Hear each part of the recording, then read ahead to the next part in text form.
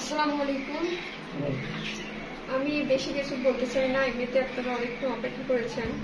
তো আমজনতার দল বিষয়টা এরকম, আগে আমাদের দেশে সবসময় পারিবারিক পরিবারতান্ত্রিক রাজনীতি চলে আসছে।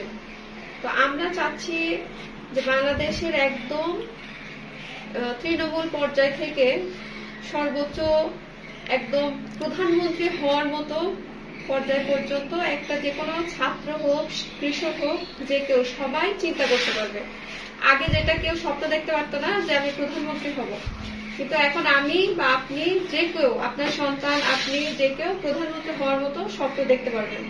আমাদের আমজনতার দল এটাই নিশ্চিত করতে চাই যে সবার অধিকার সমানভাবে বন্টন হবে এবং ভারতের যে আগ্রাসন, ভারত যে বাংলাদেশকে এতদিন কব্জা করে রাখছিল, এই জিনিসটা ভবিষ্যতে আর কখনো যেন না হয়, এটাই আমরা নিশ্চিত করতে চাই এবং তার জন্য আপনাদের সবার সহযোগিতা আমাদের প্রয়োজন।